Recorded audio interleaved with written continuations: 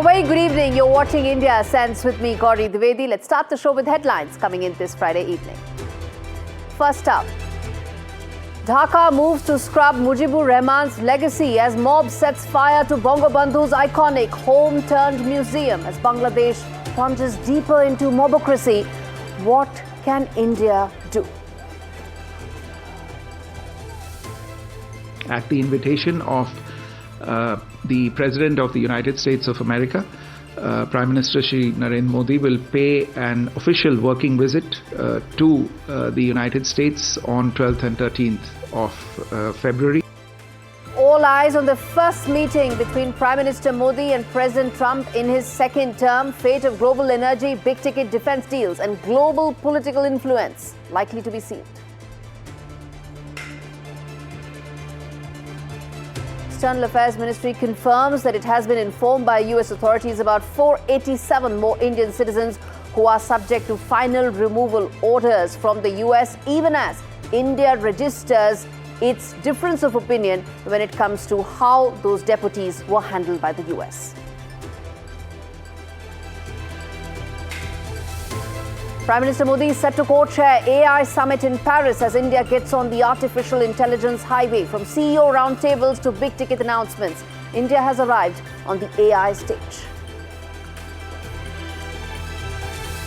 And Reserve Bank of India cuts rates for the first time in 5 years. Coupled with government's tax breaks, the move is set to spur consumption spends in India. RBI pegs India's growth rate at 6.7% at the higher end of the 6.3 to 6.8% growth forecast by India's economic advisor.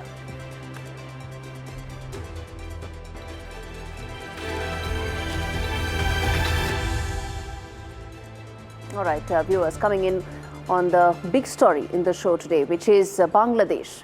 Well, viewers, history can be rewritten, it can be revisited, but can history be completely scrubbed?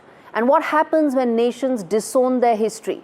Well, they are bound to make the same mistakes, but it seems the mobs in Dhaka do not know this, or at least they don't want to learn from it, because that's what they are doing when they're going about erasing Sheikh Mujibur Rahman's legacy in Bangladesh. It is most unfortunate. We cannot tolerate any more all this system. And you know the people are behind me, everything is collapsed. There is no administration. Now they are using their force. It's up to them now to decide what to do. Nobody should play with the fire. Nobody should try to suppress the 70 million people. When they are determined to achieve something, nobody can suppress them. Today, tomorrow, or day after tomorrow.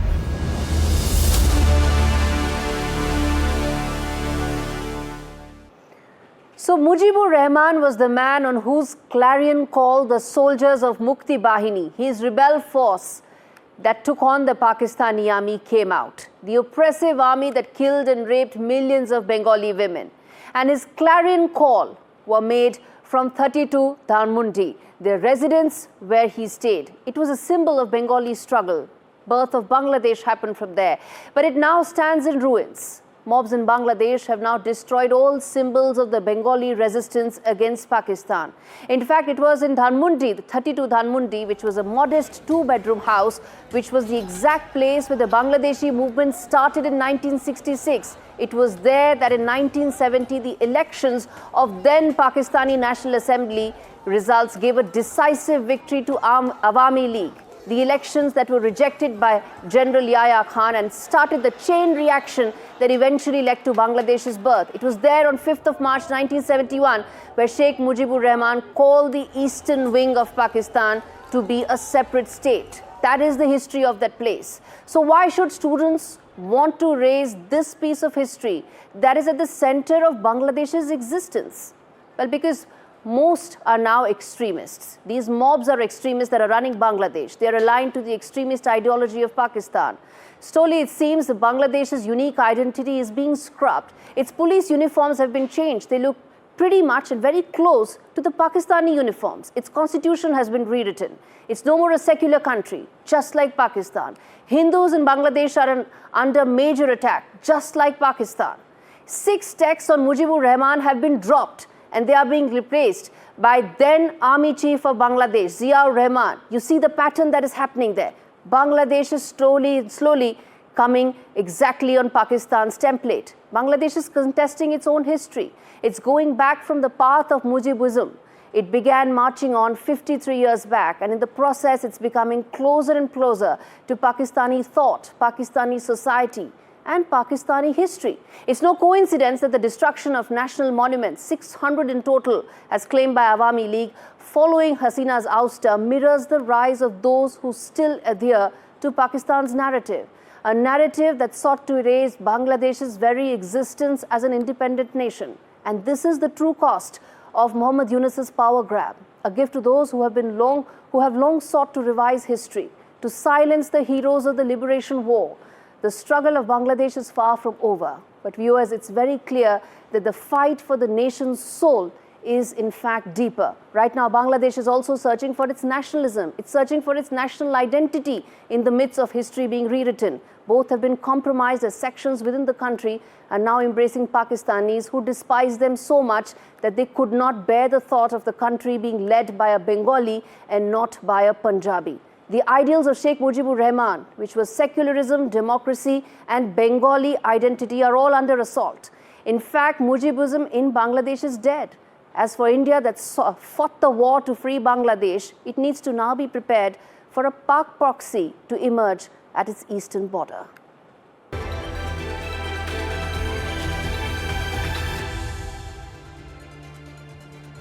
The first wide-angle story on the show, as the clock ticks down to next week, where Prime Minister Modi is all set to meet President Trump for the first time as he became the 47th president of US.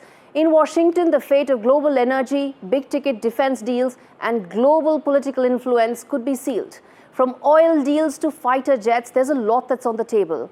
And it comes after India has made some very important preemptive steps to address President Trump's core concerns. This report tells you the big picture of the India-US bilateral relationship. We can now project the winner of the presidential race. Donald Trump wins the presidency. What started off as unlikely, impossible, is now reality. Prime Minister Narendra Modi is all set to meet US President Donald Trump.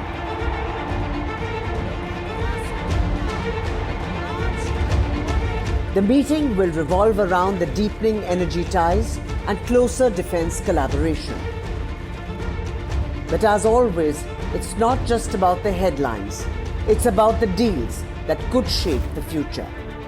Expanding energy partnerships are expected to take center stage as both nations pivot towards securing their future through energy collaboration.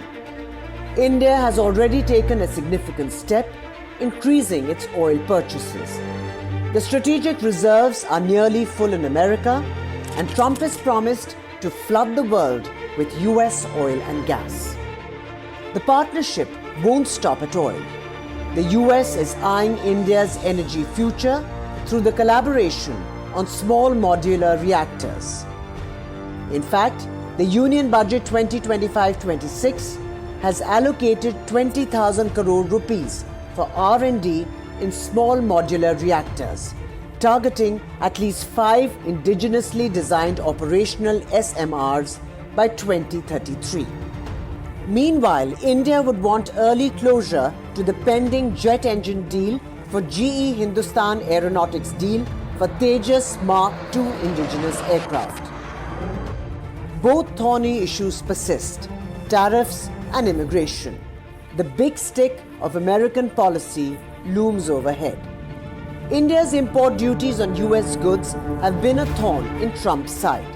But India has begun taking preemptive steps, cutting tariffs in its latest budget, a sign that they are willing to meet Trump halfway, proving that India is no tariff king. On illegal immigration, Trump has made no bones about his stance on foreign nationals, threatening deportations and slapping tariffs on countries that don't toe the line. India is treading carefully. Foreign Minister Jaishankar recently emphasized that while India wants legal mobility for its citizens, illegal migration is a matter of concern for both countries. But let's not forget the broader chessboard. China's shadow looms large, with both India and the US eyeing China's growing dominance Modi and Trump's strategic bond could prove crucial in the fight for influence in the Indo-Pacific. And make no mistake, Trump's commitment to pushing back against China means India, as a major partner, could stand to gain military muscle and cutting-edge technology in return. Viewers, the visit will show whether the two leaders are able to compartmentalize the thorny issues in the relationship and move ahead on this strategic convergence. For Trump, he needs to prove to his domestic audiences that he is walking the talk on key election promises, trade and immigration, and also on countering China, where he needs India.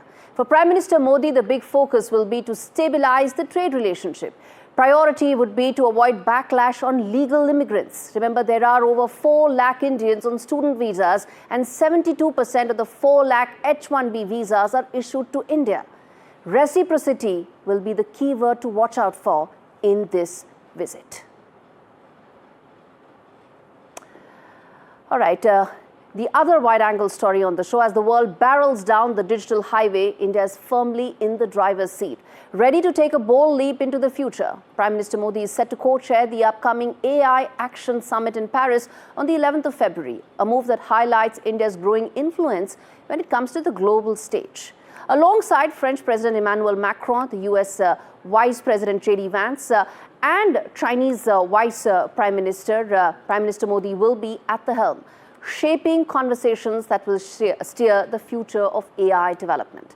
The summit, that's part of the Paris Peace Forum, aims to ensure that AI evolves with an ethical, sustainable and inclusive approach. India's participation marks a turning point in the nation's technological journey as it accelerates towards becoming a leader in the global AI race.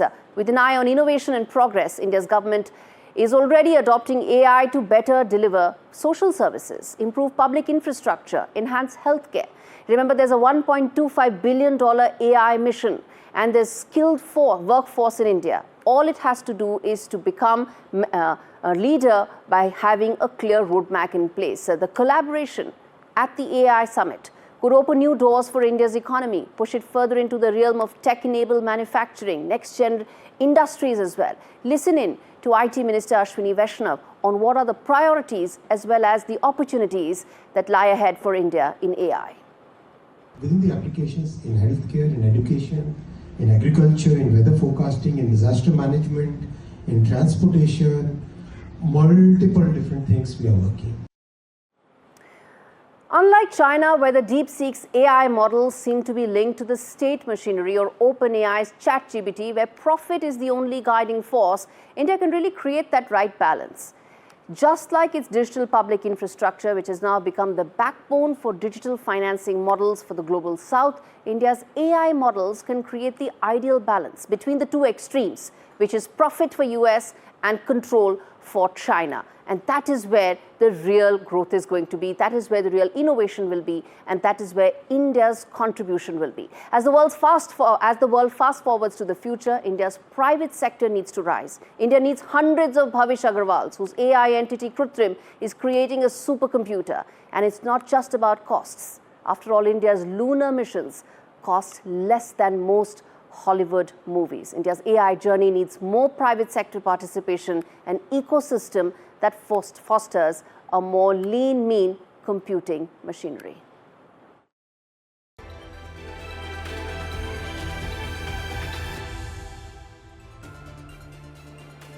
Inside Story segment on the show. Panama Canal is in the news with President Trump keen to acquire it. There's a reason for it.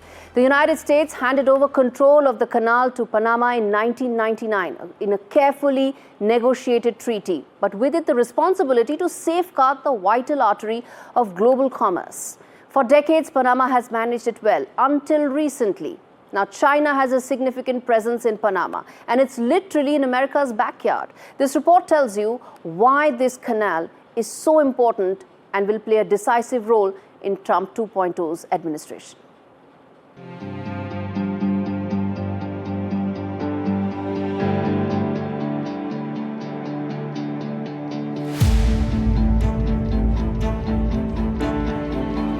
President Trump's Secretary of State Marco Rubio's first international visit was to Panama. a small country in Latin America that is set to be at the center of a larger US-China geopolitical game of one-upmanship. Under its signature Belt and Road Initiative, China has started investing heavily in Panama.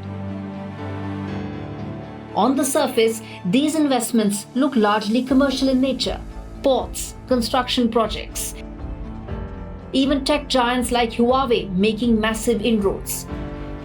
But Chinese investments come with lingering doubts about military partnership.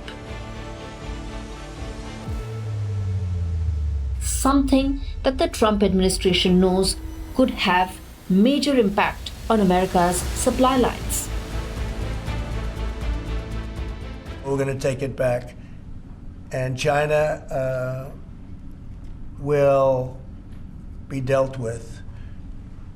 And we didn't give that to China, we gave it to Panama. We shouldn't have given it to Panama, but Panama, as you know, has violated the agreement.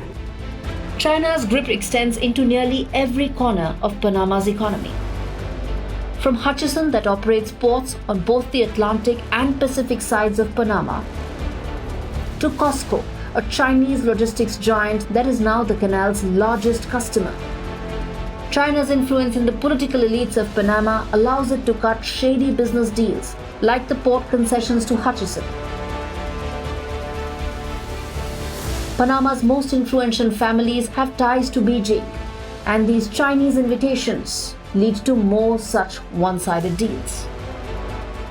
The Panama Canal connects the east and west coasts of the United States, its economic lifeline that carries goods, fuel, and military resources from one hemisphere to the other. China's growing presence threatens to disrupt American supply chains. Beijing's steadily rising military engagement with Panama is also a concern for Trump. China is now training security forces in Panama and providing the island country crucial military equipment. In a conflict, China's presence in Panama could give them the ability to target the canal in ways that are nearly impossible to prevent. Disabling ships in narrow passages, bombing bridges, or even launching cyber attacks on vital canal systems. The risk is real. Panama Canal is to the US what the Suez Canal is to Europe. Its lifeline.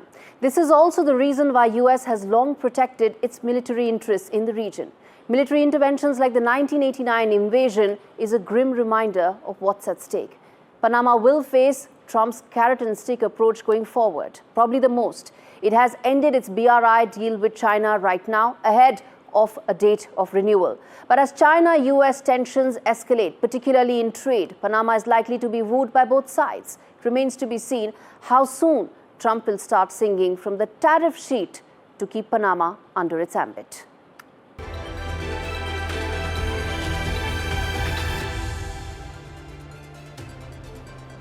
Meanwhile, as India prepares to showcase its Sukhoi-57 at Aero India 2025, this moment is a defining chapter in the nation's defense narrative. With its own fifth-generation fighter jet program on the horizon, New Delhi is no longer just reacting to external threats. It's taking the reins of its defense future. The Sukhoi-57 is more than a fighter jet. It's the cornerstone of our defense strategy, paving the way for self-sufficiency, technological advancement, and battle-ready India. The skies above are set to look very different going forward. This report tells you why.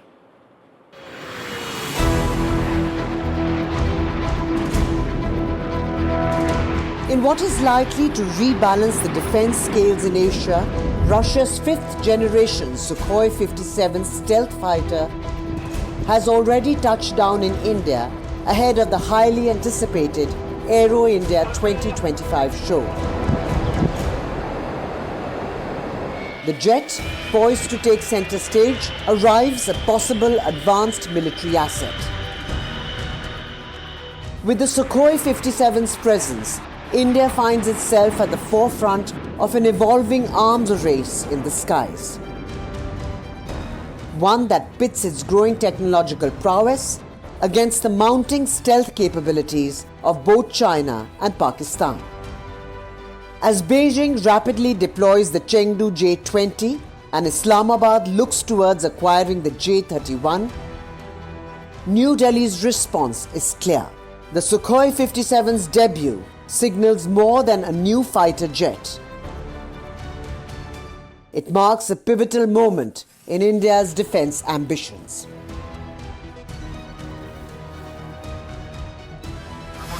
With Russia offering not just aircraft but the opportunity for joint production on Indian soil, this isn't just about acquiring state-of-the-art technology. India is positioning itself to be a powerhouse in defence manufacturing. The Make in India initiative finds its perfect match in the Sukhoi 57 through joint production. The collaboration comes as India's airspace is becoming an increasingly competitive battleground.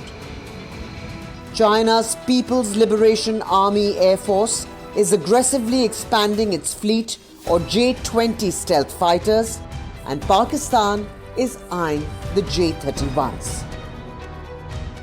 With its unmatched maneuverability, advanced avionics and stealth capabilities, the Sukhoi 57 stands as a formidable asset in countering any regional adversary's air superiority. While some might look to the US F-35 as the gold standard in stealth technology, India's move to prioritize Russia's Sukhoi 57 is important. It's a pivot towards self-reliance. With joint production in the works, the Make in India initiative could in turn bridge the gap between foreign technology and homegrown innovation.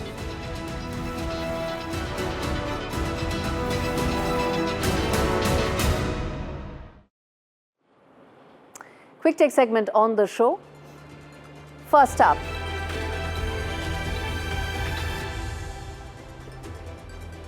days after Union Budget gave a major relief to middle class in terms of tax cuts, Reserve Bank of India cuts interest rates by 0.25%.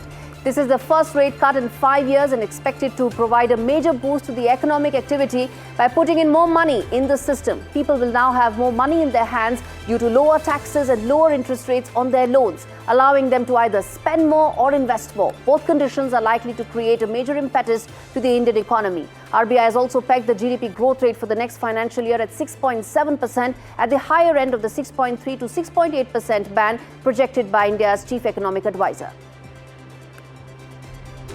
While Pakistan's President Asif Ali Zardari embarks on a diplomatic junket in China, boasting of deepening ironclad ties with Beijing, back home, Islamabad is spiraling into fresh unrest. Protests are erupting against the draconian amendments to Pakistan's cybercrime law, which critics argue crush free speech and silence dissent completely. The law's vague language on fake or false information has triggered massive outrage from journalists and right groups, fearing a crackdown on digital freedom. Amidst Zardari's glowing speeches about shared prosperity, Pakistan's citizens are left to wrestle with a government that's increasingly curtailing their online voices. As China rolls out the red carpet for Zardari, Pakistan's citizens wonder, will the president fight for their freedoms or continue to fuel the crackdown on digital dissent?